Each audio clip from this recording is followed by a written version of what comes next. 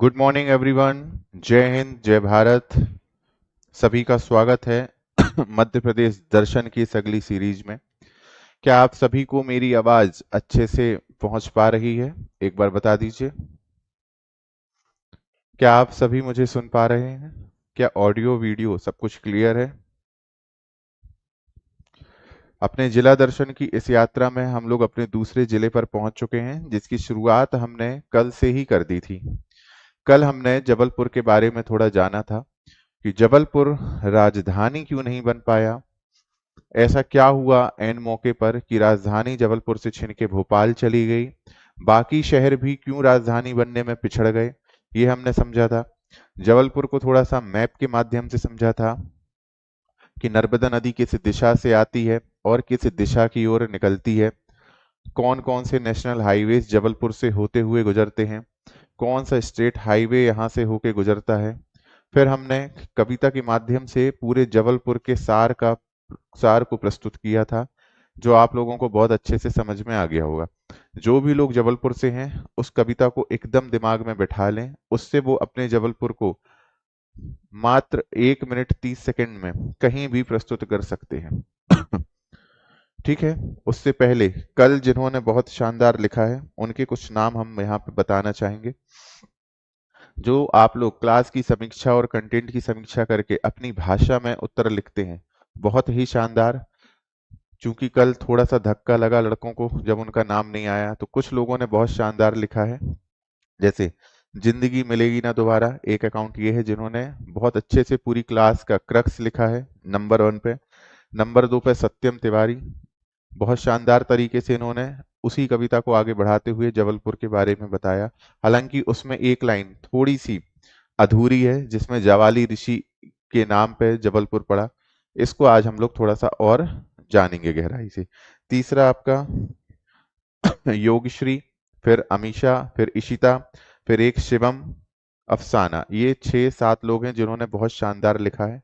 इसी तरह आप लोग लिखते रहिए, सीखते रहिए और अपनी लेखन शैली को विकसित करते रहिए। इससे आपके फैक्ट्स तो रिवाइज होंगे ही होंगे, मजबूत बनेंगे। इसके साथ साथ आप में लिखने की सीक्वेंस वाइज लिखने की प्रवृत्ति का विकास होगा।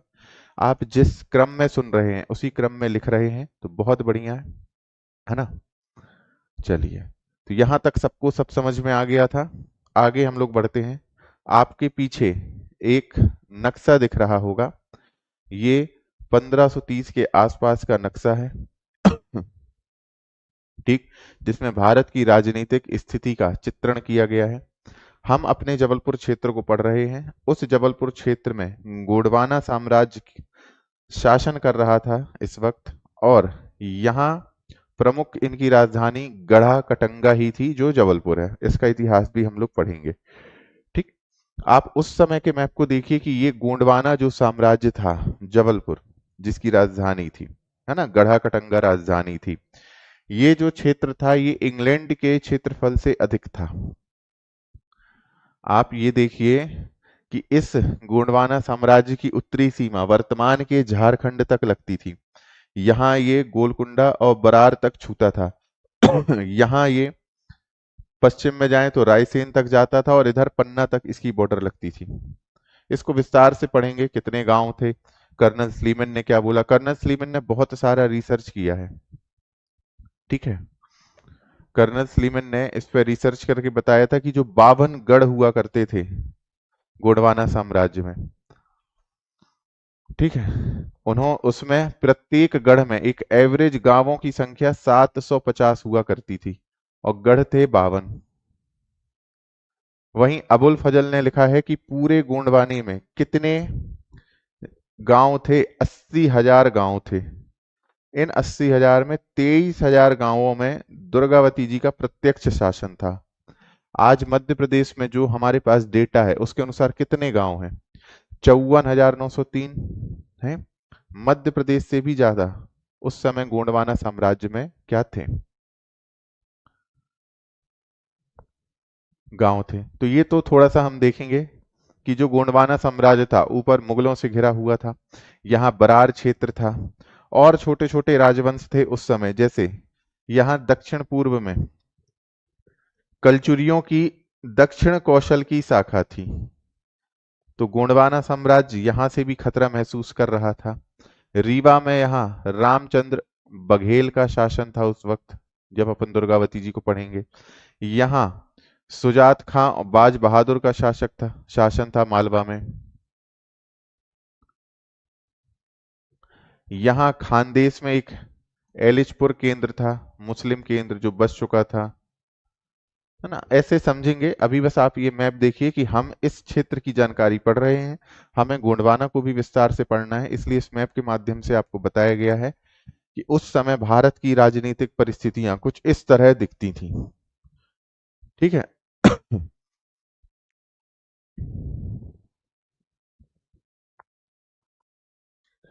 तो हम लोग आज शुरू से शुरू करते हैं अपने जबलपुर से। हेडिंग डाल लीजिएगा जिनने नहीं डाली हो।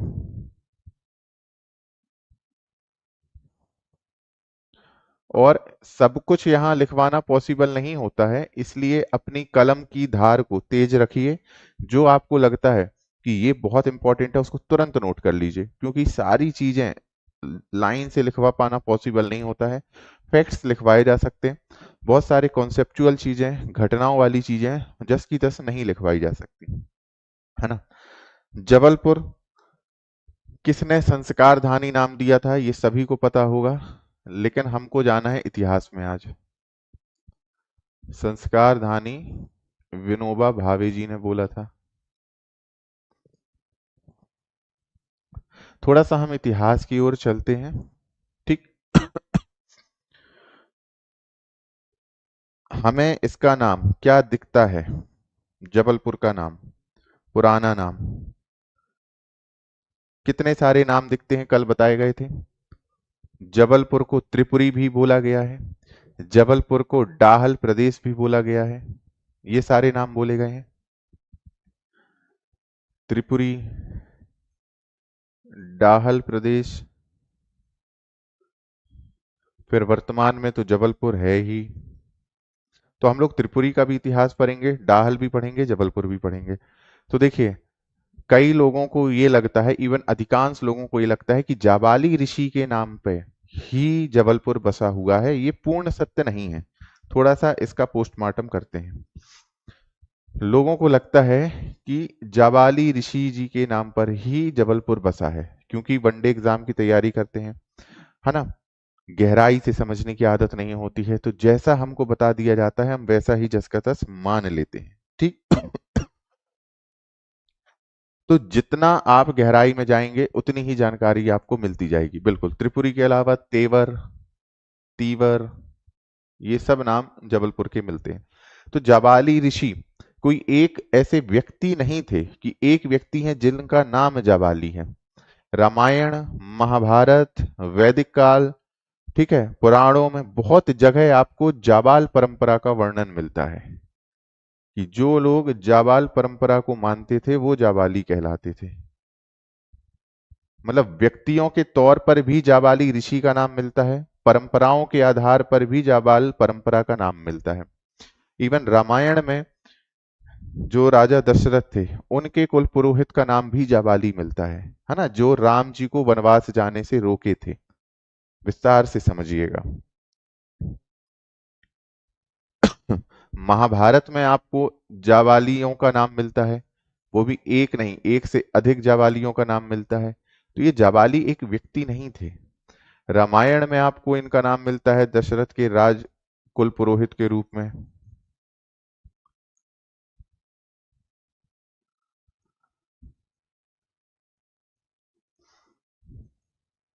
इसके अलावा जाबाल परंपरा भी मिलती है। जैसे सत्यकाम जो ऋषि थे वो जाबाल ही थे। सत्यकाम ऋषि का आपने नाम सुना होगा। इसके अलावा भारतीय दर्शन में जो भौतिकवादी दर्शन है वहां भी आपको जाबाल परंपरा मिलती है, जो नास्तिक होते थे। यानी ये अलग अलग आपके ओल्ड स्कूल ऑफ थॉट है जहां से आपको ये सारी जानकारियां मिलती हैं। महाभारत में जाबालियों का वर्णन है। रामायण में दशरथ जी के कुल पुरोहित का वर्णन मिलता है जाबाली के नाम पे, जो राम को वनवास जाने से रोकते हैं। सत्यकाम ऋषि भी जाबाल परंपरा को मानते थे। एक और आपको वर्णन मिलता है कि चारवाक को जो लोग फॉलो करते थे, जो भौतिकवादी दर्शन थे, जिनका कहना था आत्मा वात्मा कुछ नहीं होती, है ना, उधार लेके बढ़िया घी पियो, मर जाओगे, दोबारा कोई पूछने नहीं आ रहा, ना पुनर्जन्म होता है ना कुछ, जो देख रहे हो वही सही है, इसके अलावा कुछ नहीं है। आत्मा नहीं दिखती तो आत्मा सही नहीं है, ईश्वर नहीं दिखता तो ईश्वर सही नहीं है ना। तो प्रत्यक्षम किम प्रमाणम, प्रत्यक्ष को प्रमाण की क्या आवश्यकता, घी पियो बढ़िया, पैसे ना हो तो उधार लेके पियो, कोई नहीं पूछने वाला। तो जो चारवाक परंपरा को भी फॉलो करते थे उनको भी जाबाल कहा जाता था, और उन्हीं को मानने वाले जाबाली कहलाए जाते थे। तो ये बात समझ में आई कि इतने सारे जाबालियों का वर्णन मिलता है। इस आधार पर यह निष्कर्ष निकलता है कि केवल एक ऋषि के नाम पे यहाँ पे और भी बहुत सारी जानकारी है, लेकिन उतना हम गहराई में नहीं जाएंगे, हमें और भी दूसरी चीजें देखनी है। तो ये पहली चीज थोड़ा समझ में आई कि अभी तक अगर हम लोग ये पढ़ते आ रहे थे कि जाबाली ऋषि के नाम पे ही जबलपुर बना, तो इतनी सारी चीजें हैं इन चीजों के पीछे। समझ में आया?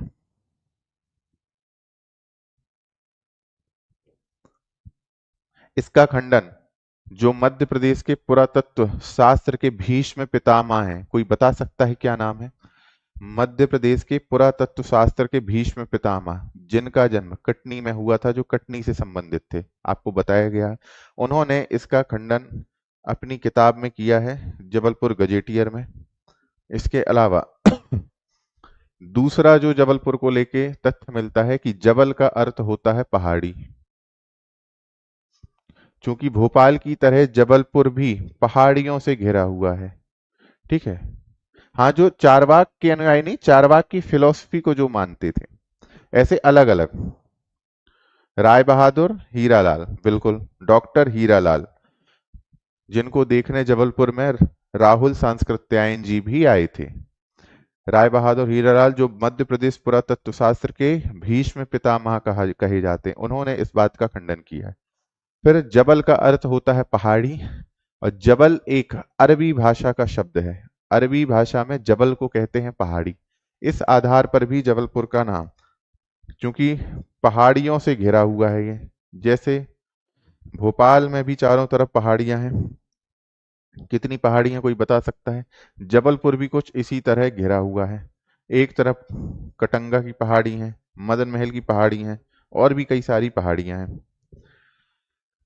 लेकिन इसका भी खंडन राय बहादुर हीरालाल करते हैं, जो मध्य प्रदेश पुरातत्व शास्त्र के भीष्म पितामह हैं। उनका कहना है कि जबल अगर आप अरबी भाषा का शब्द मानते हैं, और पुर, पुर का अर्थ होता है नगर, जो संस्कृत भाषा का शब्द है। आपको पता है पुरंदर किसे कहा गया है? इंद्रदेव को पुरंदर कहा गया है। पुरंदर मतलब नगरों को नष्ट करने वाला। और ऐसे आपको वैदिक काल में जानकारी मिलती है कि इंद्र को पुरंदर बोला गया, यानी नगर नष्ट करने वाला, यानी जिसने सिंधु घाटी सभ्यता के नगर उजाड़े थे। सिंधु घाटी सभ्यता में एक कॉन्सेप्ट चलता है आर्य आक्रमण का सिद्धांत। उस आर्य आक्रमण के सिद्धांत में इंद्र को पुरंदर बोला गया है, कि पुरंदर मतलब नगरों को नष्ट करने वाला, ठीक है। तो पुर का अर्थ क्या होता है? नगर। तो उन्होंने बोला कि ये पॉसिबल नहीं है कि जो अरबी भाषा का शब्द है जबल, और जो पुर संस्कृत भाषा का शब्द, दोनों मिलके नया शब्द बना सकें। इसके अलावा भारत में अरबों का जो आगमन था वो बहुत बाद में हुआ था, उसके पहले ही ये नगरी बसी हुई थी।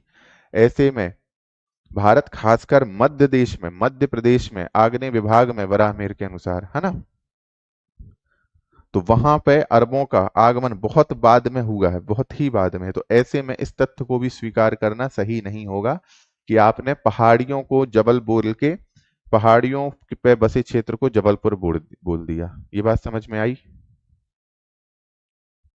तो दोनों चीजें समझ में आई। जो तीसरा सबसे ज्यादा प्रमाणित इनको भी लगता है, राय बहादुर हीरालाल जी को, क्योंकि इसके बहुत सारे शिलालेख भी मिलते हैं। जब जबलपुर के आसपास त्रिपुरी क्षेत्र में कलचुरियों का शासन था। एक बार बता दीजिए, क्या लाइन से चीजें समझ में आ रही हैं? त्रिपुरी एक समय इसका नाम हुआ करता था। त्रिपुरी में कलचुरी शासन था। कलचुरी शासन में 1041 के आसपास राजा बनते हैं कर्ण। इन्होंने शादी की थी अफगान की हूण राजकुमारी से, जिनका नाम था आवल्य देवी।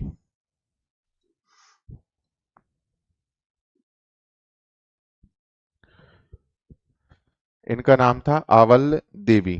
समझ में आ रहा है?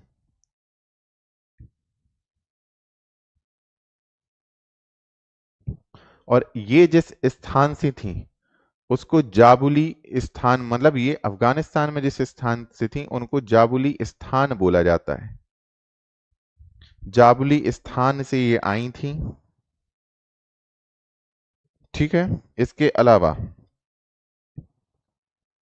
इसी जाबुली स्थान के कारण एक शब्द मिलता है जाउली पत्तला।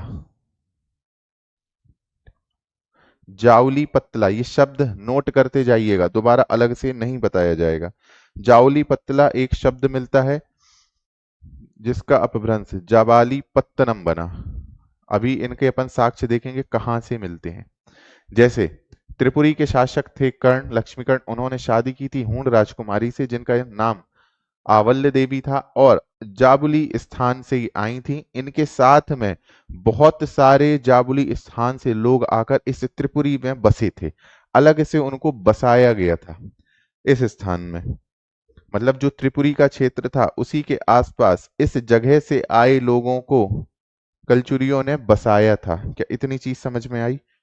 और ये जानकारी आपको राजा यशकर्ण के अभिलेख से मिलती है। यशकर्ण भी कलचुरियों के शासक थे आगे। ठीक। फिर नरसिंह देव,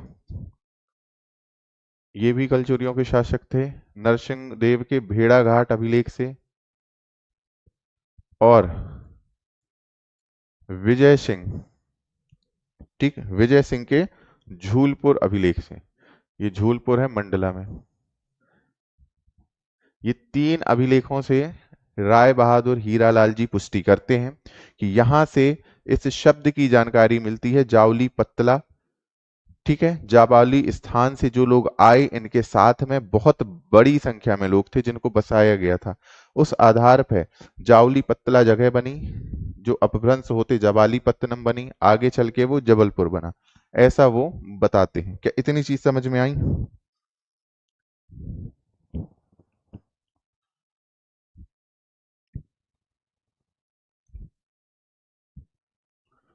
एक चीज इसमें सबसे जरूरी, पहला हूण शासक, अब आपको 500 साल पीछे ले चलते हैं लगभग। पहला हूण शासक जिसने आक्रमण किया था भारत में और मध्य प्रदेश तक वो एंटर कर गया था, जिसकी जानकारी आपको एरण के स्तंभलेख से मिलती है, कौन सा था? बताइए। पहला हूण शासक तोरमाड़ था। इसके भी अभिलेखों में इसका एक कुर्रा अभिलेख है। इसके अभिलेख में इसका स्थान जाबुल बताया गया है, और इसमें अपने आप को वो जाउबुला कहता है। मतलब ये सारी चीजें मैच होती हैं कलचुरियों के अभिलेखों से। जब किसकी शादी, लक्ष्मीकर्ण की शादी किससे हुई थी? हाँ बिल्कुल, तोरमाड़। समझ में आया? तो जबलपुर बसने की चीज जो आपको इतनी आसानी लगती है कि जवाली ऋषि के नाम पर ही हो गया है, तो इतिहास में जब हम लोग उतरते हैं और भी जानकारी है, लेकिन इतनी आप लोगों के लिए काफी रहने वाली है। क्या इतनी चीज समझ में आई नामकरण को लेके? जैसे कटनी के नामकरण को लेके बहुत से फैक्ट्स थे, वो समझ में आए। जबलपुर को लेके, त्रिपुरी त्रिपुरी को लेके भी पुराणों में जानकारी मिलती है। किंवदंतियां हैं कि एक मायासुर व्यक्ति था जिसके 3 पुर हुआ करते थे। 3 पुर मतलब 3 नगर थे। वो 3 नगर आसमान में थे। ठीक है। और वो बहुत उत्पात मचाया करता था। बहुत उत्पात मचाता था। तो शिव जी ने एक पुर को बाण से और एक पुर को अग्नि से नष्ट किया था। जो एक पुर था, जब वो जमीन पे आके गिरा, वो नष्ट नहीं हो पाया, वही आपका त्रिपुरी कहलाया। ये आपको पुराणों से जानकारी मिलती है। त्रिपुरी, जबलपुर, इन सबको लेके इतना पचा लिए काफी है। ज्ञान को लेकर नकारात्मक मत होइए कि सर इतना ही काफी है। हाँ, सीखने समझने पढ़ने आए हैं। जब तक खाली नहीं बैठेंगे, लगेगा कि सर भर चुके हैं अब, तो काम चलेगा नहीं ऐसे में। इतनी चीज समझ में आई। आपका इतिहास का भी रिवीजन हो रहा है इससे। कलचुरी वंश आप पढ़ते हो, लक्ष्मीकर्ण को आप पढ़ते हो, आवल्य देवी से शादी हुई थी उनकी, ये भी पढ़ते हो। पुरंदर का रिवीजन हो गया आपका, आर्य आक्रमण का सिद्धांत का रिवीजन हो गया, जो कि उतना सही बैठता नहीं है। इसके अलावा ये अभिलेखों की जानकारी, तो जानकारी के सोर्स जो आप पढ़ते हो एमपी हिस्ट्री में, वो हो गए। फिर तोरमाड़ के बारे में पढ़ते हो, उसके लड़के मेहर कुल के बारे में पढ़ते हो एमपी हिस्ट्री में, तो आपका खुर्रा अभिलेख किससे रिलेटेड है? हूण के तोरमाड़ से। वहां भी आपको अपने आप को ये जाउबुला कहता दिखता है, और जाबुल स्थान से अपने आप को रिलेट करता है। इतनी चीज समझ में आई जबलपुर को लेके।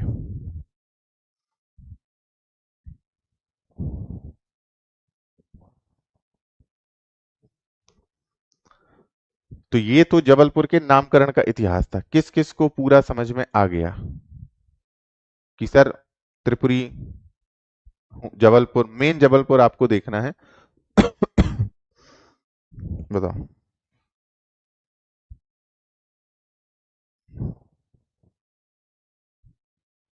फिर कुछ हम फैक्ट्स लिखते हैं, तथ्य जो आपके लिए जरूरी हो सकते हैं। उसके बाद फिर हम बढ़ेंगे अपने जबलपुर पे आगे। कुछ परीक्षा के तथ्य लिखते हैं। तो जबलपुर को लेके थोड़ी सी जानकारी स्पष्ट हुई। जितना पढ़ेंगे उतना जानेंगे। अच्छा पढ़ेंगे अच्छा जानेंगे। तो यहां एशिया में सबसे पहले 1828 में डायनासोर के जीवाश्म खोजे गए।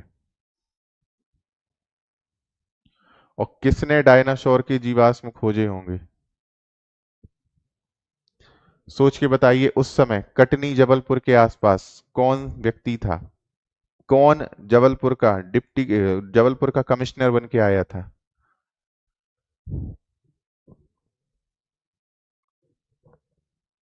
कौन जबलपुर का कमिश्नर बन के उस समय 1830 के आसपास इस क्षेत्र में आया था? यहाँ पे बहुत समस्याएं चल रही थी। सिवनी वाले क्षेत्र में अलग समस्या चल रही थी। अरे एक राक्षस हुआ करता था जिसके तीन बड़े बड़े नगर थे, जहां वो बहुत उत्पात मचाया करता था। तो शिव जी ने एक बाण और एक अग्नि से दो पुरों को नष्ट कर दिया था। तीसरा जो पुर था, है ना, वो जमीन पे जाके गिरा, वो बच गया था। तो ऐसी किंवदंतियां हैं कि वही नगर त्रिपुरी कहलाया था। तो कर्नल स्लीमन आए थे उस समय। तो खोज भी किसने की होगी? कर्नल हेनरी स्लीमन ने।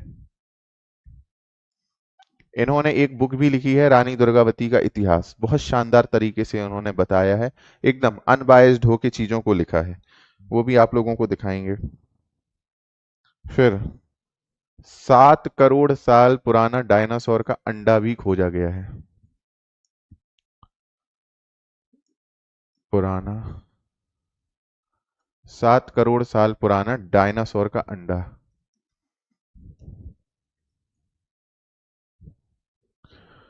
कहां से खोजा गया होगा? सोच के बताइए। जियो पार्क क्यों बन रहा है? अशोक शाहिनी ने खोजा था 1982।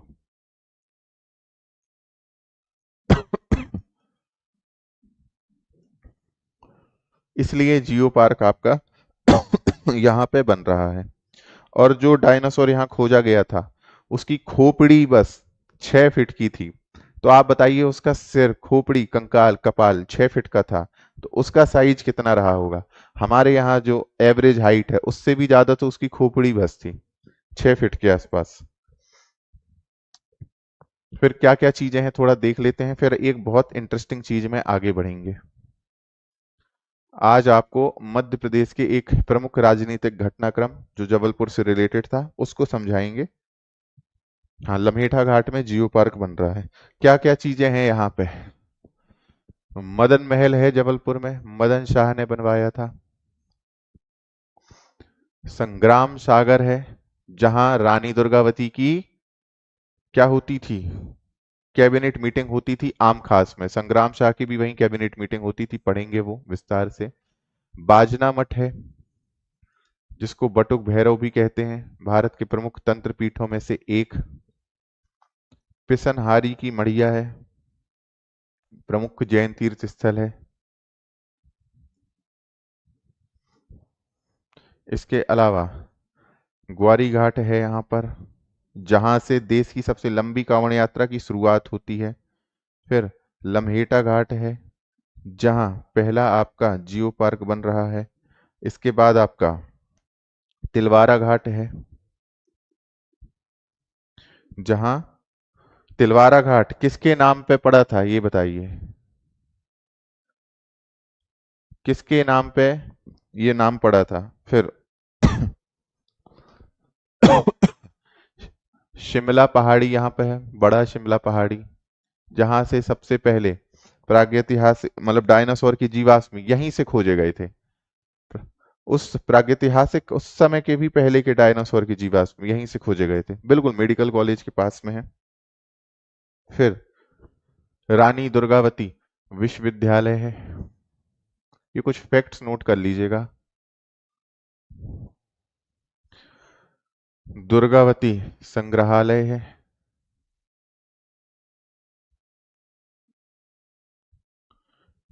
ठीक, इसके अलावा डुमना नेचर रिजर्व है।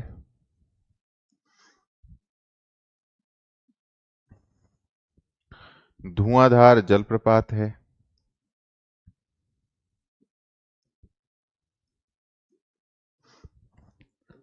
फिर बंदर कूदनी यहीं पर है। 64 योगिनी मंदिर है। ऐसी कई चीजें हैं, बहुत सारी चीज लिखना है ना। राजा की वाइफ, कौन से राजा की वाइफ?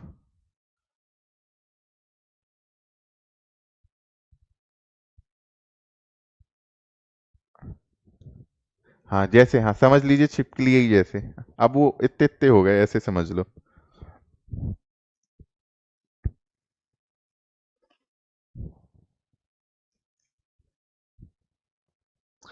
अब चूंकि हर बार हम लोग जिले को इतिहास इतिहास के रूप में ज्यादा पढ़ते हैं, आज हम जिले की शुरुआत राजनीति से करेंगे, ताकि आप लोगों को एक नया एस्पेक्ट समझ में आए। तो हम राजनीतिक रूप से जिले को समझने की कोशिश करेंगे व्यक्तित्व के रूप में। उसके बाद हम लोग त्रिपुरी, है ना, गोंड, फिर जनजाति, फिर नर्मदा जी, इन सबको पढ़ेंगे। जो चीज आपने बहुत कम पढ़ी होगी उसको आज हम लोग देखते हैं। तो यहां तक फैक्ट थोड़ा नोट कर लीजिएगा, बीच बीच में फैक्ट्स देते जाएंगे, फिर आपके कॉन्सेप्ट और घटना वाली चीजें पढ़ेंगे, फिर थोड़े फैक्ट्स आएंगे, ऐसे करते करते चलेंगे, ठीक है। ये केवल शुरुआत है, अभी बहुत सारे फैक्ट हैं जबलपुर को लेके। अब हम लोग थोड़ा सा राजनीतिक व्यक्तित्व यहाँ के देखते हैं, जिसमें सबसे इंपॉर्टेंट हमारे मध्य प्रदेश के द्वारका प्रसाद मिश्र हैं। अब अगले आधे घंटे आपको केवल सुनना है, और जो जरूरत की चीज लगे उसको नोट करना है। ये बात समझ में आई?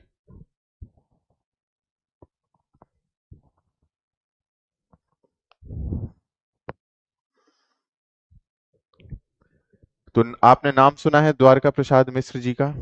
हाँ, ये क्लास फ्री चलेगी आपकी।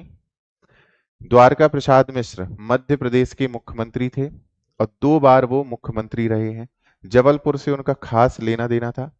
उन्नाव में इनका जन्म हुआ था यूपी में, लेकिन पढ़ाई वगैरह इनकी जबलपुर से ही हुई थी, है ना। जबलपुर ही इनकी कर्म भूमि रही है, और जबलपुर में ही इनका अंतिम संस्कार हुआ था। सेठ गोविंद दास जी के साथ इनकी बड़ी गहरी मित्रता थी, और राजनीतिक रूप से भी ये साथी हुआ करते थे, है ना। तो हम लोग समझते हैं, फैक्ट से बढ़कर समझते हैं द्वारका प्रसाद मिश्र जी के बारे में। आपके एक सीएम पूरी तरह से तैयार हो जाएंगे प्रीलिम्स के लिए भी। देखिए, द्वारका प्रसाद मिश्र जी जो थे, उन्हें इंदिरा गांधी का चाणक्य भी कहा जाता था। ठीक है। और इन्हीं के बेटे ब्रजेश मिश्र को अटल बिहारी वाजपेयी जी का चाणक्य कहा जाता था। तो आप सोचिए, बाप और बेटे, पिता और पुत्र, दोनों की जोड़ी को चाणक्य, मतलब आप समझ लीजिए राजनीतिक रूप से ये कितने सुलझे हुए व्यक्ति रहे होंगे। इसकी शुरुआत होती है 1920 से। ध्यान से समझिए, मात्र 19 वर्ष की अवस्था में ही ये जेल जाते हैं। शुरुआत होती है 1920 से, असहयोग आंदोलन से। उस 19-20 वर्ष की अवस्था में ही इन्होंने एक बहुत बढ़िया पत्र श्री शारदा निकाला था 1921 में, जेल से छूटने के बाद। इसके पश्चात 1928 में आपको पता है साइमन कमीशन के विरोध में जब लाठी प्रदर्शन हो रहा था, लाठी चार्ज हुआ था, है ना, तो उसमें लाला लाजपत राय जी की मृत्यु होती है। तो इन्होंने, द्वारका प्रसाद मिश्र जी ने एक बहुत शानदार लेख और अभियोग प्रस्तुत किया था, ठीक है, अंग्रेजों के खिलाफ।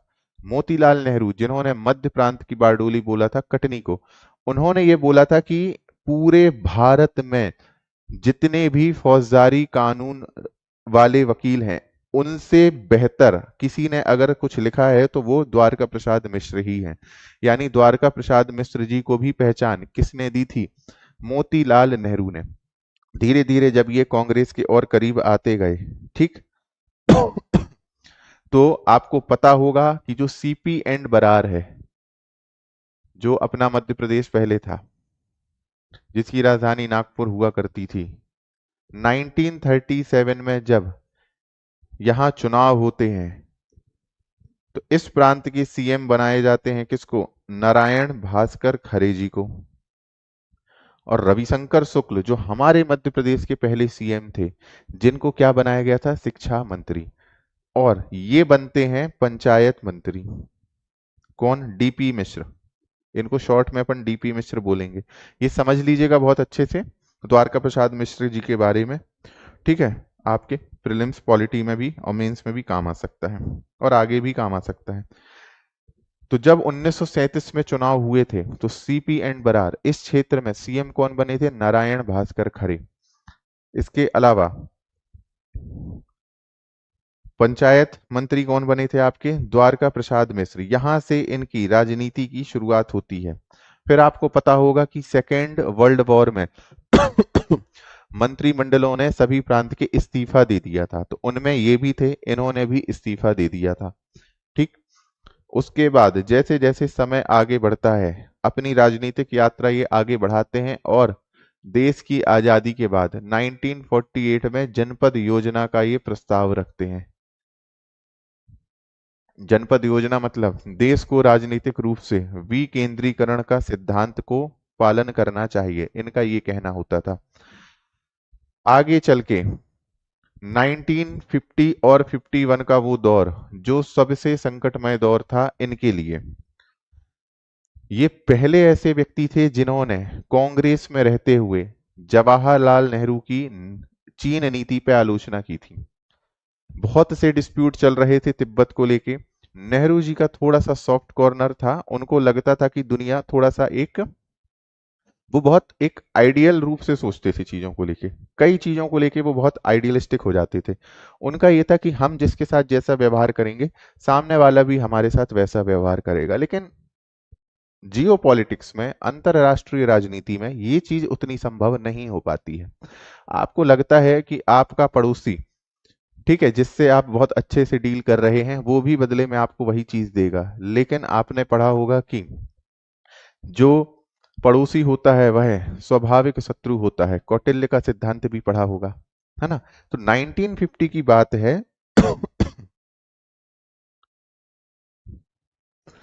इन्होंने पहली बार खुलकर नेहरू जी की क्या की? चीन नीति की आलोचना की और कांग्रेस से त्यागपत्र दे दिया। ध्यान से सुनते जाइएगा, मध्य प्रदेश में एंट्री कैसे होती है इनकी एमपी की कोर राजनीति में। नेहरू जी इस चीज से बहुत दुखी भी थे और बहुत परेशान भी हो गए थे, क्योंकि डीपी मिश्र का कद 37 में वो पंचायत मिनिस्टर बने। मोतीलाल नेहरू ने उनको पहचान दिलाई थी राजनीति में, यानी वो कांग्रेस के बहुत ही बेहतरीन व्यक्तियों में से एक थे। लेकिन जब नेहरू जी को ये चीज पता चली कि इन्होंने कांग्रेस से इस्तीफा दे दिया है और मेरी आलोचना कर रहे हैं। एक बहुत ही शानदार स्टेटमेंट है जो ये कहते हैं कि तिब्बत को चीन को सौंप देने से सरदार पटेल की आत्मा स्वर्ग में भी संताप कर रही होगी, यानी छटपटा रही होगी, क्योंकि सरदार पटेल इस मामले में बहुत कड़े थे। और द्वारका प्रसाद मिश्र अपने लेख में लिखते हैं कि जो तिब्बत को चीन को सौंपने की नीति है, या जो भी चीजें चल रही हैं तिब्बत को लेके, हम स्पष्ट प्रतिरोध नहीं कर रहे हैं। अंदर ही अंदर चूंकि इनको पता था कि तिब्बत के मामले में हम उतना रिजिड नहीं हो रहे हैं, तो इन्होंने लिखा था कि तिब्बत को चीन को सौंप देने से सरदार पटेल, चूंकि उस समय वो स्वर्गवासी हो चुके थे, ये लेख से तहलका मच गया। इसके बाद ये कांग्रेस से दे देते हैं त्यागपत्र। अब आप एक बात बताइए, जो डीपी मिश्र थे, द्वारका प्रसाद मिश्र, जब ये पहली बार पंचायत मंत्री बने थे तो शिक्षा मंत्री कौन बना था? शिक्षा मंत्री कौन बना था? रविशंकर शुक्ल बने थे। यहां से ध्यान से सुनना, रविशंकर शुक्ल जो आगे चल के मध्य प्रदेश के पहले सीएम बने हैं, यानी इनकी बहुत अच्छी दोस्ती थी रविशंकर शुक्ल से, और इन दोनों की ही नहीं बनती थी नारायण भास्कर खरे से। ठीक है, नारायण भास्कर खरे की जो सीएम बने थे सेंट्रल प्रोविंस के, जिन्होंने पॉलिटी पढ़ी होगी एमपी की अच्छे से, उनको समझ में आ रहा होगा। इन्होंने जब इस्तीफा दे दिया था, उसके बाद जब ये दोबारा मिले तो दोबारा इन्होंने अपनी राजनीतिक यात्रा शुरू की थी साथ में, यानी ये राजनीतिक रूप से भी बहुत अच्छे दोस्त थे। रविशंकर शुक्ल जी को यही लगता था कि मेरे बाद हमेशा सीएम कौन बनेंगे? द्वारका प्रसाद मिश्र। ये हर संभव कोशिश करते थे कि जब मैं सीएम पद छोड़ूं तो मैं डीपी मिश्र को इतना बड़ा कद दे दूं कि वो सीधे मुख्यमंत्री बन सकें। लेकिन यहां बीच में कौन आ गए थे? नेहरू जी। ये बात समझ में आई? नेहरू जी से दुश्मनी ले ली डीपी मिश्र जी ने। समझ में आ रहा है कि नहीं आ रहा है? अब ध्यान से सुनिएगा। कितने व्यक्तित्व हो गए अपने? जवाहरलाल नेहरू जी हो गए, ये चढ़ गए किससे? डीपी मिश्र से अपने। दूसरे हो गए डीपी मिश्र, ये प्योर कांग्रेसी थे लेकिन इन्होंने भारतीय लोक कांग्रेस बना ली। जब इन्होंने भारतीय लोक कांग्रेस बना ली तो जो रविशंकर शुक्ल थे वो तो कांग्रेस में ही रहे, अपनी राजनीतिक यात्रा कर रहे थे। इसी दौरान दो लोग और हैं, ध्यान से सुनिएगा। नाम सुना है मोरारजी देसाई प्लस श्री कृष्ण सिन्हा, जो बिहार के सीएम रहे पहले। समझ में आ रहा है बढ़िया से? हाँ, नेहरू जी, मिश्रा जी, खरे जी, शुक्ला जी, ऐसे ही याद रखिए। तो नेहरू जी चढ़ गए डीपी मिश्र से। डीपी मिश्र किसके दोस्त? रविशंकर शुक्ल के। अब डीपी मिश्र और मोरारजी देसाई और श्री कृष्ण सिन्हा, जो बिहार के पहले सीएम थे, इन्होंने गुट बनाया नेहरू जी के खिलाफ। तो डीपी मिश्र को थोड़ी सी पावर आई कि चलो कोई तो मेरे साथ है। क्योंकि केंद्र में कौन है? नेहरू जी। राज्यों में कौन थे? ये सभी लोग थे। तो एक मुख्यमंत्रियों का अलग गुट बन गया। लेकिन एंड टाइम पर कौन फैल गए? मोरारजी देसाई और श्री कृष्ण सिंह। बोले भाई ये सब मसले हमारे लिए उतने जरूरी नहीं है, इन्होंने मीडिया के सामने बयानबाजी कर दी। फिर अकेले पड़ गए डीपी मिश्र। अब डीपी मिश्र को चुनाव जीतना था, कैसे भी करके विधानसभा पहुंचना था, समझे? तो डीपी मिश्र ने जबलपुर, जब 1951-52 में चुनाव हुए, जबलपुर, छिंदवाड़ा और तीसरा था इनका नागपुर, 3 जगह से चुनाव लड़े थे भारतीय लोक कांग्रेस से द्वारका प्रसाद मिश्र। नाम नाम नोट करते जाइए, कहानी सुनिए। लिखने में ध्यान रहेगा तो फिर कोई मतलब नहीं, फिर क्या मतलब, हम सीधे नोट्स दे दें आप लोगों को। तो डीपी मिश्र 3 जगह से लड़ते हैं चुनाव, ठीक? और तीनों जगह से हार जाते हैं बुरी तरह से। जब इनको लगता है कि अब ये राजनीतिक उसमें पूरी तरह खत्म हो गए हैं, तब उस समय एक सोशलिस्ट पार्टी बनती है, प्रजा सोशलिस्ट पार्टी। द्वारका प्रसाद मिश्र वहां चले जाते हैं। देखिए व्यक्ति कितने छटपटा रहे थे कैसे भी करके विधानमंडल तक पहुंचने के लिए। ठीक। तो प्रजा सोशलिस्ट पार्टी से ये मंडला से चुनाव लड़ते हैं, नैनपुर सीट से। उपचुनाव हो रहा होता है 1954 में। ये चुनाव आपके 1951-52 में हुए थे, ये हार जाते हैं। फिर 1954 में उपचुनाव हुआ था, वो हार जाते हैं। तब इनको लगता है कि अब खेल खत्म है, तो ये किसके पास जाएंगे? ये जाएंगे रविशंकर शुक्ल के पास, कि बोलेंगे यार बर्थडे कुछ करो यार। तब तक आ जाता है आपका 1956 का समय। तो जब 1954 का ये चुनाव हार जाते हैं, इनके पास कुछ नहीं होता है, तो इनके दोस्त रविशंकर शुक्ल इनको क्या बना देते हैं? सागर विश्वविद्यालय का कुलपति, जिस पे बहुत विवाद छिड़ता है। तो उप कुलपति वाइस चांसलर बना दिए, कहाँ के? सागर के। किनने बना दिया? रविशंकर शुक्ल, ठीक है। उस समय ये सीएम रहे रविशंकर शुक्ल। अब होता क्या है, नेहरू जी को पता था कि रविशंकर और डीपी दोनों अच्छे दोस्त हैं। तो नेहरू जी रविशंकर शुक्ल से बोलते हैं कि आप हमको जो 1957 का चुनाव होना है, तो अपने अपने क्षेत्र से लिस्ट भेजो कि किस किस को चुनाव में टिकट देनी है। तो रविशंकर शुक्ल उस लिस्ट में डीपी मिश्रा का भी नाम डाल देते हैं, जो नेहरू जी को बिल्कुल अच्छा नहीं लगता। और रविशंकर शुक्ल स्वयं जाते हैं नेहरू जी के पास। आई थिंक डेट थी 30 दिसंबर 1956। किसकी वकालत करने की? टिकट दे दो किसको? डीपी मिश्रा को। और जब ये बात वो नेहरू जी के सामने रखते हैं, तो उसी दिन रविशंकर शुक्ल जी की ही टिकट कट जाती है। समझ में आया?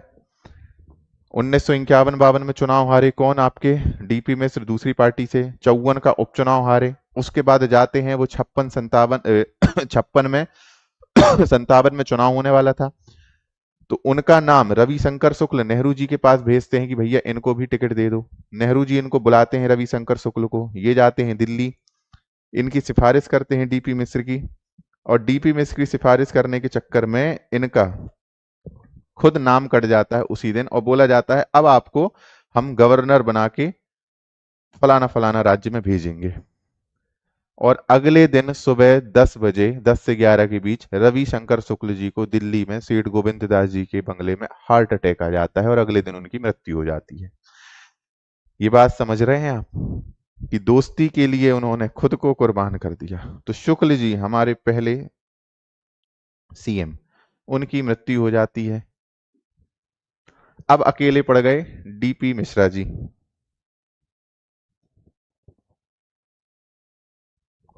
अब लगभग 1957 से जो 62 का दौर था वो ऐसे ही खाली पड़ा रहता है डीपी मिश्र के लिए। अब जो डीपी मिश्र होते हैं, क्या करें भाई? एक नाम याद रखिएगा। अब चूंकि नेहरू जी धीरे धीरे कमजोर हो रहे थे, 62 63 में उनकी मृत्यु होती है, 64 में, है ना? जो चीन वाला युद्ध था उसको नहीं झेल पाते, तो उस समय नेहरू जी कमजोर पड़ रहे थे। उसी समय एक व्यक्ति की एंट्री होती है, उमाशंकर दीक्षित। ये सब डीपी मिश्र जी के लिए सिस्टम चल रहा है, याद रखिएगा। उमाशंकर दीक्षित, नाम याद रखना, उन्नाव से थे आपके। और उन्नाव से ही कौन था, किसका जन्म हुआ था उन्नाव में? और ये नेहरू जी के किचन कैबिनेट का हिस्सा थे। किचन कैबिनेट समझते हो? जो सबसे खास लोग होते हैं मंत्रिमंडल के, उमाशंकर दीक्षित जी की एंट्री होती है। मतलब पहले से थे ये, लेकिन अब अपने घटनाक्रम में एंट्री होती है। और जो डीपी मिश्र थे, यहां से डीपी मिश्र को मौका मिलता है, क्योंकि उमाशंकर दीक्षित, ये वही उमाशंकर दीक्षित है जिनकी बहू शीला दीक्षित दिल्ली में 15 साल मुख्यमंत्री रही। नाम सुने हो शीला दीक्षित जी का? उन्हीं के ससुर जी थे आपके उमाशंकर दीक्षित। और ये उमाशंकर दीक्षित उन्नाव के कारण किसके मित्र थे? डीपी मिश्र जी के मित्र थे। हमारे जो मुख्यमंत्री अब बनने वाले हैं उनकी कहानी चल रही है ये।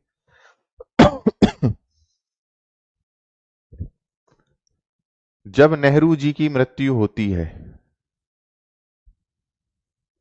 उस मृत्यु के पश्चात इंदिरा गांधी एक्टिव होती हैं, और इंदिरा गांधी सबसे पहले किसको दिल्ली बुलाती हैं? डीपी मिश्र को। और डीपी मिश्र उस समय उनको कुछ काम नहीं था, समझ लीजिए। हम मिश्रा जी भी उन्नाव, उनका जन्म उन्नाव से था, उनका पारिवारिक बैकग्राउंड भी उन्नाव से था, इस कारण अब अच्छी मित्रता रही है। तो डीपी मिश्रा को इंदिरा गांधी दिल्ली बुलाती हैं।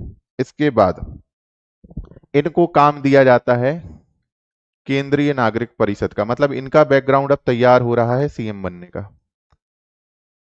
केंद्रीय नागरिक परिषद में किसकी ड्यूटी मिलती है इनको? जनसंपर्क की।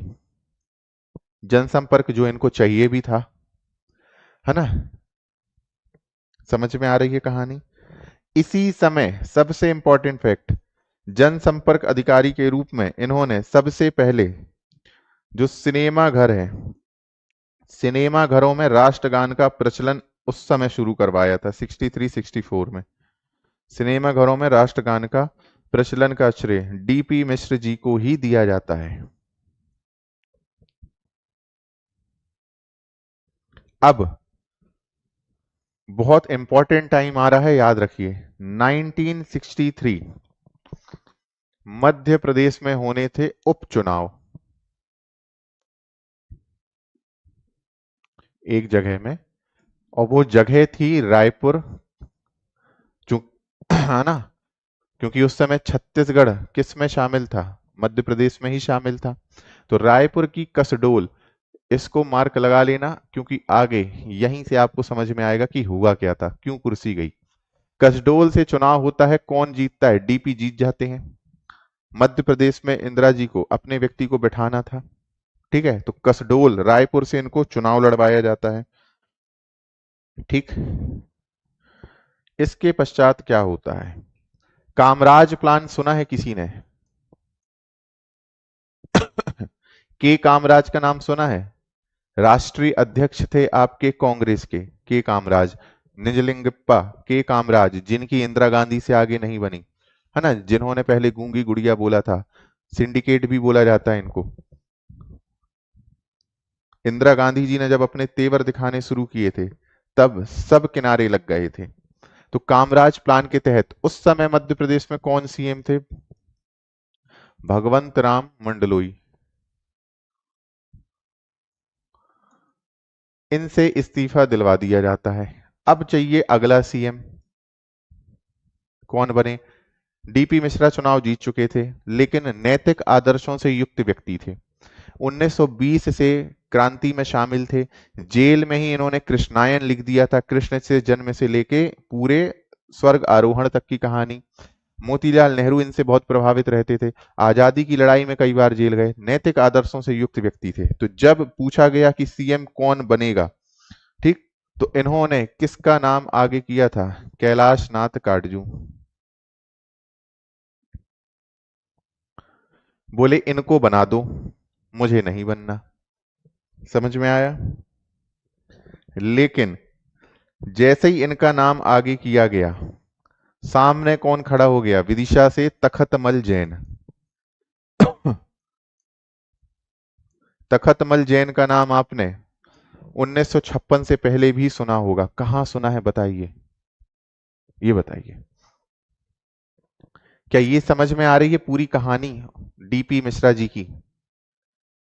जब सीएम बनने की बात आई तो ये खुद आगे ना होके किसका नाम रख दिए कि कैलाश नाथ काटजू जी को बना दिया जाए फिर से।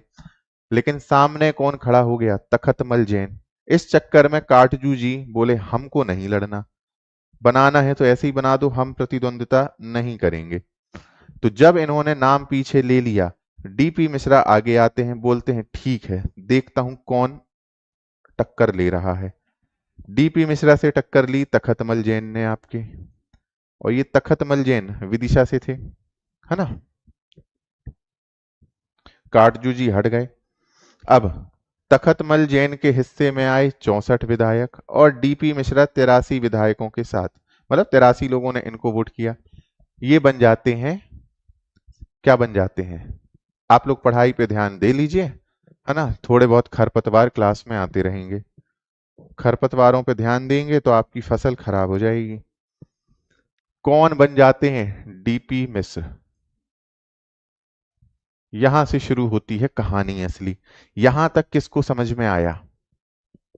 बिल्कुल। काटजू जी के बाद फिर डीपी मिश्र बनते हैं। किनको कहानी समझ में आ गई डीपी मिश्रा की पूरी तरह से?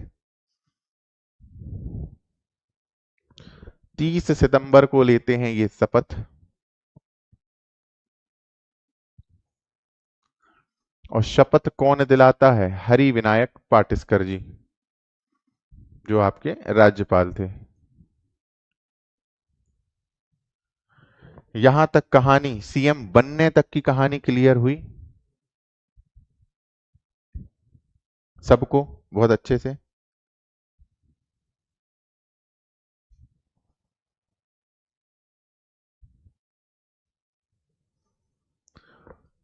अब असली खेल होता है यहीं से शुरू। लाल बहादुर शास्त्री जी पीएम थे। 1966 में शास्त्री जी की होती है मृत्यु। शास्त्री जी ताशकंद समझौते के बाद इनकी मृत्यु हो जाती है विदेश में ही। इंदिरा गांधी जो थी उनको बनना था पीएम। एमपी में कौन था? डीपी मिश्रा। लेकिन केंद्र में, ध्यान से सुनिएगा, जो केंद्र थे, ठीक है, केंद्र में के कामराज और निजलिंगप्पा की जोड़ी किसको पीएम बनाना चाहती थी? ध्यान से समझिएगा, मोरारजी देसाई को। वो इंदिरा गांधी को आगे नहीं करना चाहती थी, लेकिन इंदिरा गांधी को बनना था पीएम। ठीक, तो 66 में इंदिरा गांधी बनती हैं पीएम। 67 में चुनाव होते हैं, इंदिरा गांधी फिर बनती हैं पीएम।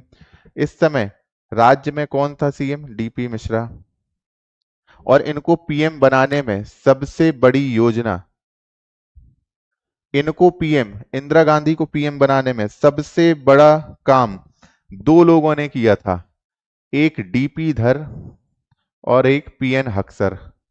ये इनके निजी सचिव रहे, पीएन हक्सर। और कटनी में हम आपको एक बात बताना भूल गए थे कि पीएन हक्सर उस समय के सबसे बड़े ब्यूरोक्रेट थे, जिन्होंने कटनी के साधु राम स्कूल से पढ़ाई की थी। वो हम आपको कटनी में नहीं बता पाए थे। इन दो लोगों ने किसके साथ मिलकर? डीपी मिश्रा जी के साथ मिलकर इंदिरा गांधी जी को प्रधानमंत्री बनाने का पूरा रास्ता क्लियर करवाया था। ये बात समझ में आई? ठीक, तो इंदिरा गांधी बन गई पीएम, यहां है सीएम डीपी मिश्र। अब यहां से असली विवाद शुरू होते हैं, सेंट्रल में भी स्टेट में भी। इंदिरा गांधी एकदम यंग ब्लड, है ना, नई पीएम। डीपी मिश्रा स्टेट में सीएम। अब आप एक बात बताइए, जितने भी कांग्रेस के पुराने लोग हैं, आपको ये पता होगा कि उनको साइड लगाने के लिए, मतलब उनको अलग करने के लिए, यहां पर विवाद शुरू हो गया था। इंदिरा गांधी अपने हिसाब से सरकार चलाना चाहती थी, और यहां आपके डीपी मिश्र थे। इन्होंने बोला कि ओल्ड गार्ड जो है, ओल्ड गार्ड का मतलब पुराने लोग, इनको साइड लगाओ भाई, हम लोग अपने हिसाब से काम करेंगे। तो जो सेंट्रल में कांग्रेस के अध्यक्ष थे, उन सबको साइड करने की तैयारी की जाने लगी। अब ध्यान से सुनिए, यहां स्टेट में भी यही हुआ होगा कि जो पुराने लोग हैं, जो प्रभावशाली लोग हैं, उनको किनारा लगाया जाए। और इसके लिए सबसे पहले कौन सी पॉलिसी अपनाई गई थी? प्रिवी पर्स की पॉलिसी, कि जो भी राजघरानों को पेंशन दी जा रही है, जो पैसे दिए जा रहे हैं, वो बंद कर दिए जाएं। क्या 1971 में प्रिवी पर्स को कैंसिल कर दिया गया था? जिन रियासतों का भारत के साथ विलय हुआ था, उनसे क्या समझौता किया गया था कि आपको विशेष सुविधाएं दी जाएंगी? ये सारी चीजें हुई थी। प्रिवी पर्स जानते हो, पॉलिटी में पढ़ा होगा। तो इंदिरा गांधी जी ने प्रिवी पर्स खत्म करवाया, और साथ में स्टेट को भी यही ऑर्डर्स दिए। तब यहां डीपी मिश्रा जी की कुर्सी सरकना शुरू होती है। कारण ये था, जो मध्य प्रदेश के सीएम थे डीपी मिश्र, उन्होंने सीधी आलोचना शुरू कर दी रजवाड़ों की। और उस समय मध्य प्रदेश में सबसे बड़े रियासत के प्रमुख आपकी विजया राजे सिंधिया राजमाता थी। ये उसी समय की बात है। तो इन्होंने, डीपी मिश्र ने सीधी सीधे आलोचना करना शुरू कर दी कि ये जो रजवाड़े होते हैं, ये लोकतंत्र विरोधी हैं, है ना। वो तो हमारी मजबूरी है कि हमने कांग्रेस में इनको लिया है, वरना हम इनको कांग्रेस में भी नहीं लेना चाहते। ये बात पचमढ़ी में, ये पचमढ़ी में ही मीटिंग करते थे आपके, पचमढ़ी इनकी पसंदीदा जगह थी डीपी मिश्र की। इन्होंने सीधा बोला कि हमें किसी भी तरह से रजवाड़ों की सहायता नहीं चाहिए, ठीक है, ये लोकतंत्र विरोधी हैं और कांग्रेस में इनको लेना हमारी मजबूरी है, ऐसा इन्होंने बोला। जिससे किसको बुरा लगा होगा? राजमाता विजयाराजे सिंधिया, ये भी कांग्रेस में थी।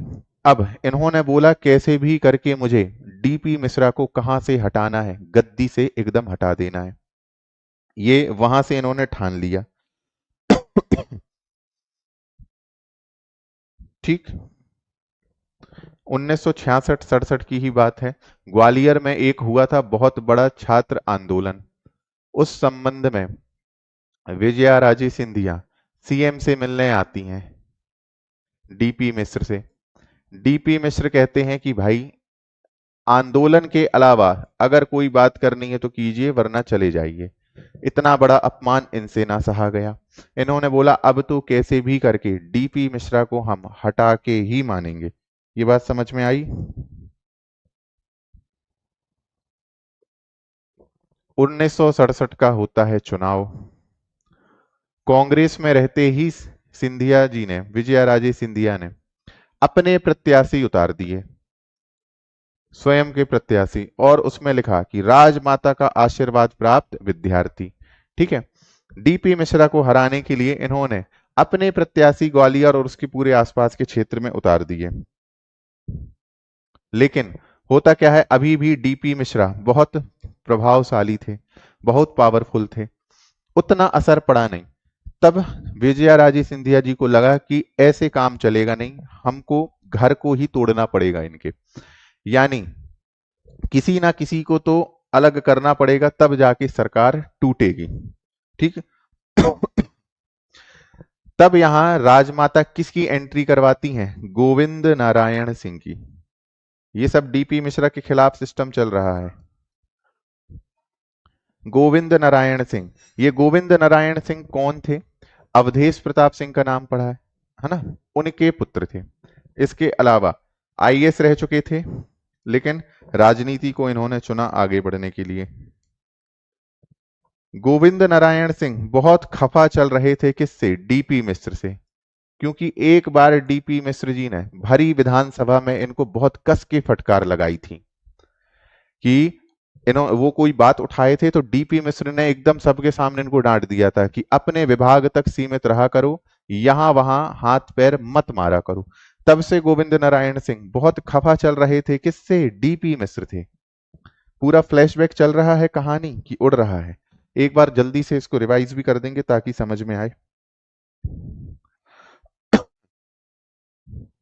ठीक, फिर 1967 का जो चुनाव हुआ था, उस चुनाव में जब डीपी मिश्र सीएम बनते हैं दूसरी बार, तो कैबिनेट में गोविंद नारायण सिंह को नहीं लिया था। तो ऊपर से और गुस्सा थे कि मेरे को डांट भी लगा दी थी पिछली बार और मुझे अगली बार कैबिनेट में ही शामिल नहीं किया। ठीक, इसके बाद गुलशेर अहमद का नाम सुना है? विधानसभा अध्यक्ष भी रहे, उपाध्यक्ष या अध्यक्ष जो थे देख लीजिएगा। गुलशेर अहमद, देखिए गोविंद नारायण सिंह चुनाव लड़े थे रामपुर बघेलन, और ये लड़े थे गुलशेर अहमद अमरपाटन से। जब गुलशेर अहमद हार गए थे चुनाव, तो गुलशेर अहमद ने आरोप लगाया था कि मेरे को गोविंद नारायण सिंह ने जानबूझ के चुनाव हरवा दिया है बगल वाली सीट से, और गोविंद नारायण सिंह की शिकायत गई थी डीपी मिश्रा के पास। तो गोविंद नारायण सिंह और डीपी मिश्रा, इनकी लड़ाई क्यों चल रही थी? क्योंकि डीपी मिश्रा ने सबके सामने इनको डांटा था विधानसभा में। दूसरा, 67 के चुनाव में डीपी मिश्रा ने इनको कैबिनेट में शामिल नहीं किया था, गोविंद नारायण सिंह को। फिर गुलशेर अहमद जो चुनाव लड़े थे अमरपाटन से, इनको हरवा दिया था गोविंद नारायण सिंह ने, ऐसा इन्होंने आरोप लगाया। तो डीपी मिश्रा और गोविंद नारायण सिंह की ठन गई थी। इसका फायदा कौन उठाएगा? दोनों ही कांग्रेस में हैं, दोनों ही चुनाव जीत के आए हैं। डीपी मिश्रा सीएम साहब हैं, और कुछ लोग गोविंद नारायण सिंह, क्योंकि वो रजवाड़े उससे आते थे तो बहुत सारे विधायक उनके समर्थन में थे। तो कौन इसका फायदा उठाएगा, कौन अपना बदला पूरा करना चाहेगा कि हमारे रजवाड़ों की इन्होंने क्या की थी, बेइज्जती की थी, हमसे ढंग से बात नहीं की थी। तो कौन इसका फायदा उठाना चाहेगा, बताइए। इस मौके का इंतजार कौन कर रहा था?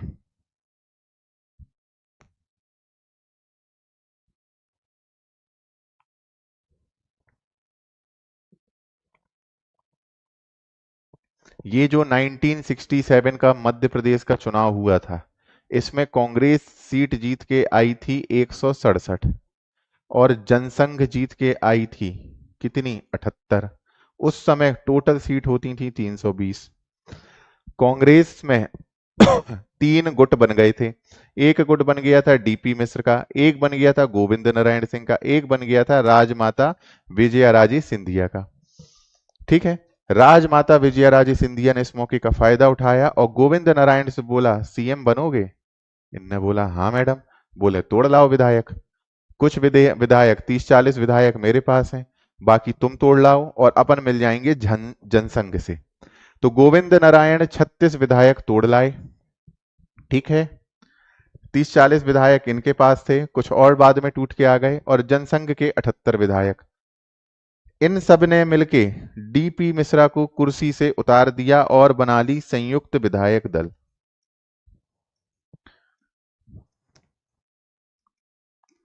जिसको बोलते थे संविद सरकार। इस संविद सरकार में सीएम बने गोविंद नारायण और डिप्टी सीएम बने वीरेंद्र सकलेचा।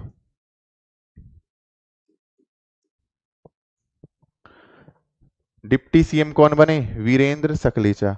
उसी समय सदन की नेता कौन बनी? तो एकमात्र अभी तक एक ही बार हुआ है कि सीएम कोई और है और सदन की नेता कोई और है। तो सदन की नेता अक्सर सीएम ही होते हैं, तो विजया राजे सिंधिया सदन की नेता बनती हैं। आज तक एक ही बार ऐसा हुआ है, इसलिए इंपॉर्टेंट है, याद रखिएगा।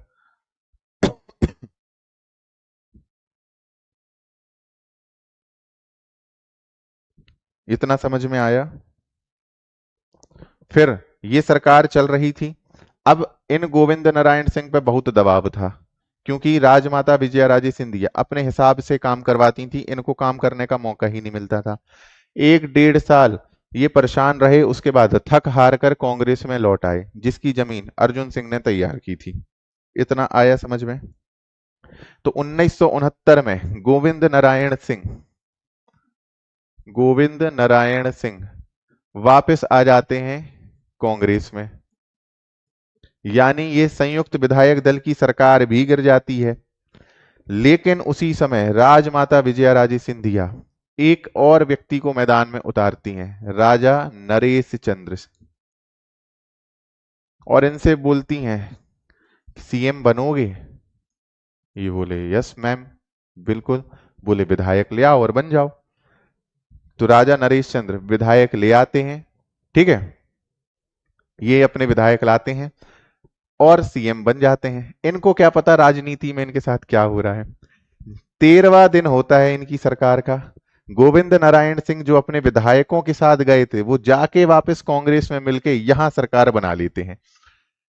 इनकी सरकार गिर जाती है राजा नरेश चंद्र की। यानी 5 साल में 5 सीएम मिले आपको। सबसे पहले डीपी मिश्र, उसके पश्चात गोविंद नारायण सिंह, फिर आपके राजा नरेश, फिर एक और बनते हैं, अभी बता रहे हैं कहानी के बाद। तो राजा नरेश चंद्र की सरकार गिर गई। ये इतने दुखी थे कि इंदिरा गांधी ने 2 बार इनको व्यक्तिगत मनाया है कि आप राजनीति मत छोड़िए, लेकिन इन्होंने बोला कि मुझे नहीं पता था कि मेरे साथ ऐसा होगा। ये उसी समय राजनीति से संन्यास ले लेते हैं, उसके बाद मुड़ के नहीं देखते। बहुत सीधे साधे थे, आप इनकी फोटो देखेंगे तो पाएंगे सच में बहुत सीधे थे। तो ये बोले मुझे पहले बताना था ना कि गोविंद नारायण वहां चले जाएंगे वापस कांग्रेस में, मुझे क्या पता, मैं फालतू फंस गया। अब डीपी मिश्र खुश कि चलो अब मैं बनूंगा सीएम, क्योंकि वापस कांग्रेस की सरकार बन गई, वापस गोविंद नारायण सिंह आ गए यहां पे। तो जब इनकी सरकार बननी थी, है ना, डीपी मिश्र वापस से सीएम बनने का सपना देख रहे थे, लेकिन फिर इनके साथ होती है राजनीति भयंकर वाली। दरअसल हुआ क्या था, हुआ ये था कि इसके बाद आपके श्यामाचरण शुक्ल बनते हैं, है ना। तो डीपी मिश्र को बनना था दोबारा सीएम, भाई वापस आ गए। लेकिन उसी समय इनके ऊपर कौन केस कर देता है? जब ये 1963 में पहली बार चुनाव जीते थे, कहां से चुनाव जीते थे? कसडोल से। याद आ रहा है, रायपुर के कसडोल से ये चुनाव जीते थे। इनके अगेंस्ट में जो चुनाव लड़े थे उनका नाम था कमल नारायण शर्मा। जब ये 1963 में चुनाव जीत के आए थे उपचुनाव, तो उस समय उनके अगेंस्ट में कमल नारायण शर्मा थे। ये हाई कोर्ट जाते हैं और कहते हैं कि डीपी मिश्र ने जब चुनाव लड़ा था पहली बार तो बहुत ज्यादा वित्तीय अनियमितताएं की थी, पैसों की हेर फेर की थी और ज्यादा पैसा खर्च किए थे। कितने पैसा खर्च किए थे? 249 रुपए 72 पैसे। इतने ज्यादा पैसे इन्होंने चुनाव में एक्स्ट्रा खर्च किए हैं। तो हाई कोर्ट दोषी पाता है इनको और कहता है कि डीपी मिश्र 6 साल तक चुनाव नहीं लड़ेंगे। डीपी मिश्रा 6 साल तक चुनाव नहीं लड़ेंगे। तो डीपी मिश्र पे 6 साल का प्रतिबंध लग जाता है। इनका दोबारा सीएम बनने का ख्वाब अधूरा रह जाता है। और जब 1963 में फिर इसके बाद बनते हैं श्यामाचरण शुक्ल। श्यामाचरण शुक्ल रविशंकर शुक्ल के बेटे थे और इनके भतीजे थे, क्योंकि रविशंकर और ये बहुत ज्यादा क्लोज थे ना, रविशंकर और डीपी मिश्र।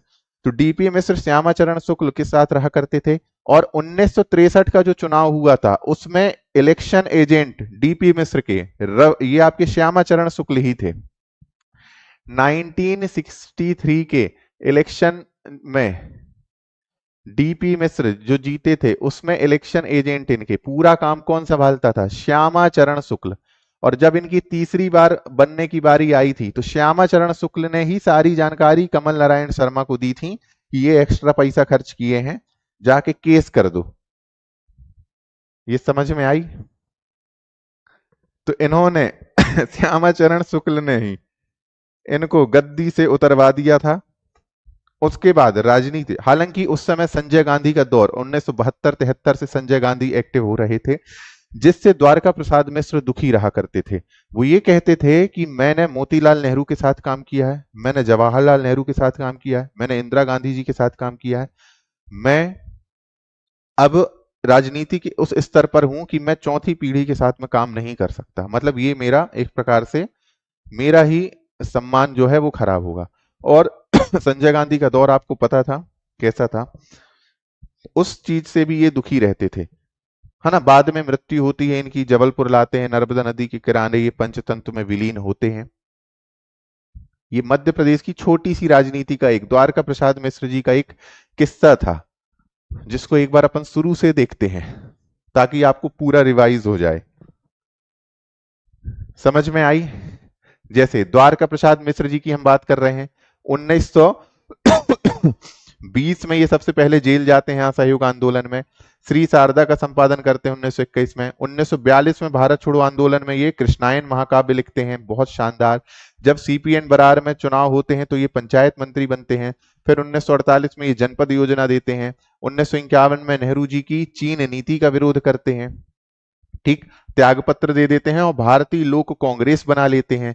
इनके मित्र होते हैं रविशंकर शुक्ल जी। जब ये भारतीय लोक कांग्रेस बना के चुनाव लड़ते हैं तो 3 जगह से लड़ते हैं, तीनों जगह से हारते हैं। फिर प्रजा सोशलिस्ट पार्टी से चुनाव लड़ते हैं तो मंडला से हार जाते हैं। तब इनको सागर का विश्वविद्यालय का इनको वाइस चांसलर बना के रविशंकर शुक्ल भेज देते हैं। फिर जब नेहरू जी के पास टिकट की बात जाती है 1956-57 के चुनाव में, ठीक है, रविशंकर शुक्ल इनका नाम भेजते हैं तो नेहरू जी गुस्सा हो जाते हैं। रविशंकर शुक्ल को ये बुलाते हैं नेहरू जी और कहते हैं अब तुम्हारा भी टिकट कट जाएगा। अगले दिन रविशंकर शुक्ल जी की मृत्यु हो जाती है दिल्ली में ही, सेठ गोविंद दास जी के बंगले में। फिर द्वारका प्रसाद मिश्र अकेले पड़ जाते हैं। 62 में उमा शंकर दीक्षित इनके दोस्त जो थे, जो नेहरू के किचन कैबिनेट के हिस्से थे, उनकी एंट्री होती है। वो नेहरू द्वारका प्रसाद मिश्र के लिए जगह बनाते हैं। जब नेहरू जी की मृत्यु होती है तो इंदिरा गांधी इनको दिल्ली बुलाती हैं, इनको केंद्रीय नागरिक परिषद में जनसंपर्क का काम देती हैं। सिनेमा घर में राष्ट्रगान गाने का प्रचलन इन्होंने ही शुरू करवाया। 1963 में मध्य प्रदेश में उपचुनाव होने वाले होते हैं तो डीपी मिश्र वहां से जीतते हैं पहली बार कहां से? रायपुर के कसडोल से। किसको हराते हैं? कमल नारायण शर्मा को, जिन्होंने तीसरी बार इनको सीएम बनने से रोका था हाई कोर्ट में केस लगा के कि इन्होंने 249 रुपए 72 पैसे ज्यादा खर्च किए हैं।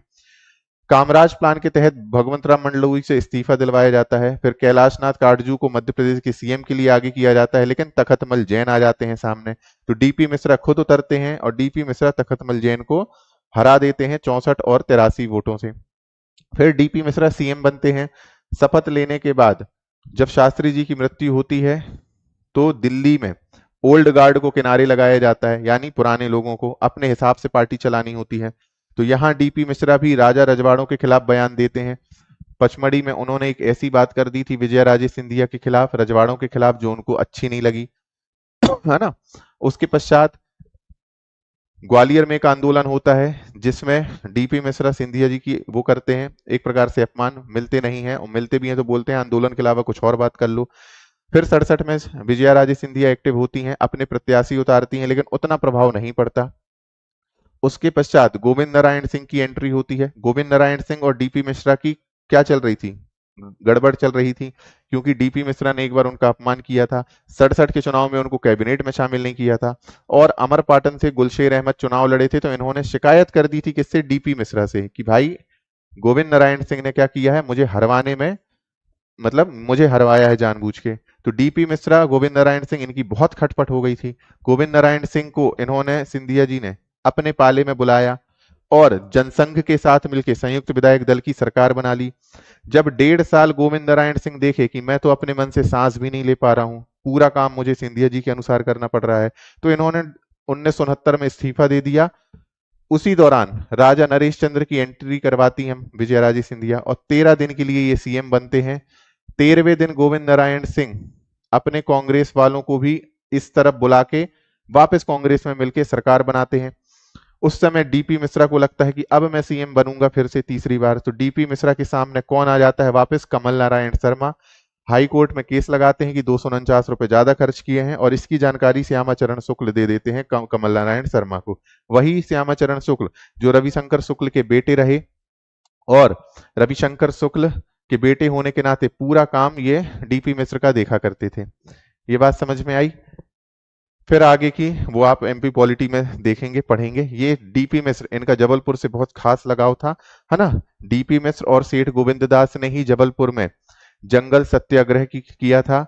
नमक सत्याग्रह जबलपुर में डीपी मिश्रा और सेठ गोविंद दास जी ने ही किया था। जो रानी दुर्गावती की समाधि स्थल है वहां पे नमक सत्याग्रह किया था। मुंबई से पानी लाया गया था, यहाँ नमक बनाया गया था, उसमें भी डीपी मिश्रा का बहुत बड़ा योगदान रहा है। तो द्वारका प्रसाद मिश्र जबलपुर की एक बहुत बड़े व्यक्तित्व रहे हैं, जिनकी जानकारी आपको सीएम के रूप में मिल गई है। कृष्णायन महाकाव्य लिखा, श्री शारदा लिखा इन्होंने, श्री शारदा पत्र। इसके अलावा 1931 में ये नोट कर लेना, दैनिक लोकमत 1931 में दैनिक लोकमत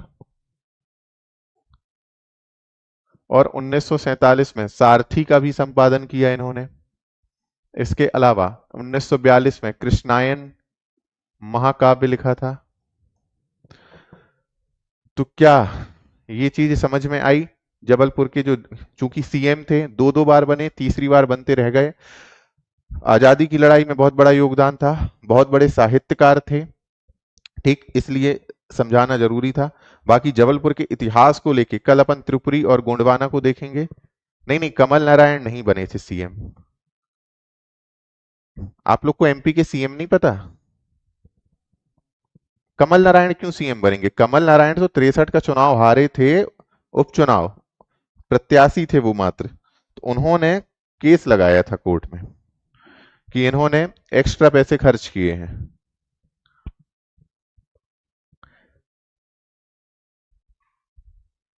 अरे बहुत विवाद हुआ था, बंदूकें ले लेके बंगले के बाहर कोई अपना कपड़ा भूल आ रहा है, कोई होटल से गायब हो जा रहा है।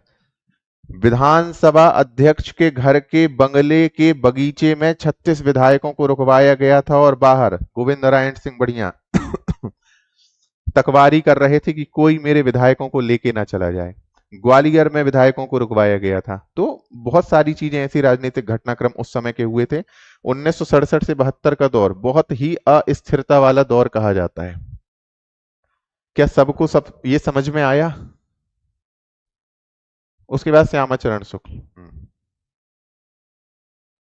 फिर प्रकाश चंद सेठी थे आपके। उसी समय कटनी वालों ने भी प्रकाश चंद सेठी का बहुत विरोध किया था, जब वो नहीं हो रही थी, क्या बोलते हैं, कटनी जिला नहीं बन रहा था, कटनी जिले की मांग बहुत समय से बन रही थी। तो ये राजनीतिक व्यक्तित्व में हमें एक ही पढ़ना था, थोड़ा सा सेठ गोविंददास पढ़ेंगे, बाकी कल हम लोग गोंडवाना और त्रिपुरी दोनों का इतिहास करेंगे, ठीक है। तो गोंडवाना कल हम रानी दुर्गावती के बारे में बहुत अच्छे से पढ़ेंगे, त्रिपुरी राजवंश के बारे में पढ़ेंगे। इसके अलावा फिर परसों नर्मदा नदी और बाकी के सारे फैक्ट देख लेंगे तो आपका जबलपुर हो जाएगा। समझ में आया? कोई प्रश्न हो तो पूछिए, वरना क्लास को बंद करते हैं। डीपी मिश्रा जी का संघर्ष पता चला? साहित्यकार थे बहुत अच्छे, है ना, स्वतंत्रता सेनानी थे। मध्य प्रदेश में बहुत बड़ा योगदान था जंगल सत्याग्रह को लेकर, नमक सत्याग्रह को लेकर। तो कल त्रिपुरी और गोंडवाना दोनों देखेंगे और जबलपुर के पूरे टूरिस्ट प्लेस देखेंगे। 2018 के दौर में तो केवल एक घटना हुई थी, यहां बार बार चीजें हो रही ना। यहां पहले तखतमल जैन आ रहे हैं, उनको हटाया जा रहा है ना। उसके पश्चात डीपी मिश्रा आ रहे हैं तो गोविंद नारायण सिंह से लड़ाई चल रही है। फिर गोविंद नारायण सिंह यहाँ त्रस्त हो जा रहे हैं संवित सरकार में, तो छोड़ के जा रहे हैं। फिर 13 दिन के लिए कौन आ रहे हैं, राजा नरेश चंद्र आ रहे हैं। फिर जब वो जा रहे हैं तो डीपी मिश्र दोबारा आ रहे हैं, लेकिन श्यामाचरण शुक्ल उनको हटवा दे रहे हैं, है ना। सबकी फील्डिंग सेट हो रही है। तो कल मिलते हैं, कल इतिहास को और अच्छे से समझेंगे। 11 बजे से आपकी क्लास है, तो मिलते हैं 11 वाली क्लास में। जय हिंद, जय भारत।